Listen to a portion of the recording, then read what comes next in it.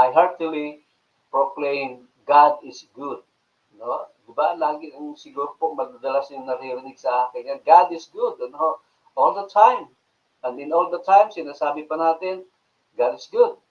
But when circumstances are good, madali lang nating sabihin yan. Alam niyo po ba kapag ako ay nagtatanong sa mga tao o nagsasabi sa mga tao, God is good, hindi po lahat sumasagot ng ano po, all the time.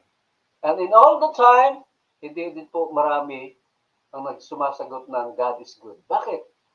Kasi para sa kanila, God is good only kapag ano po, yung kanilang checklist, yung kanilang buhay ay good. Kung nakakaranas sila ng goodness. Pero kung hindi, mga kapatid, napakahirap. So, kaya nga po, madali lang sabihin, God is good. When I think God is producing the outcome I desire, then I am pleased. Di ba? But how should I react when my prayer seems to go unanswered? Paano ako magre-react kung aking mga panalangin ay hindi sinasagot ng Panginoon? No? When like Naomi, no, pakiramdam ko, ang Panginoon ay tumalikod mula sa akin. Tinalikuran ako ng Panginoon. Kaya nga, masasabi ko pa rin ba that God is good? Does He hears my prayers? Mga kapatid, so where can I find comfort? Kanino pa tayo babaling, mga kapatid? Alam niyo po ba, there are times I am tempted to blame God for my life's condition. Lagi kong sinasabi sa Panginoon, bakit may pinahintulot yun? Makapangyarihan ka naman. Oh, diba?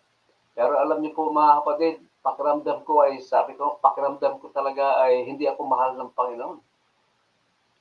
So, what possible good could deserve? Ano pa bang dahilan para maglingkod? Ano pa bang dahilan?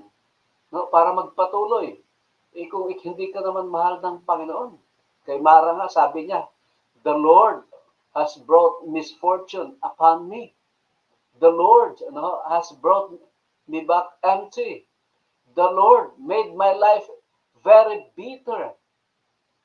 Kanino ka pa ba babaling? Alam niyo po, habang iniisip-isip ko to, ang Panginoon ay nagsalita. Nasupungan ko na sa bawat katanungan, meron siyang kasagutan, mga kapatid. Sabi po niya sa Isaiah 55:8-9, for my thoughts are not your thoughts. Neither are your ways my ways, declares the Lord.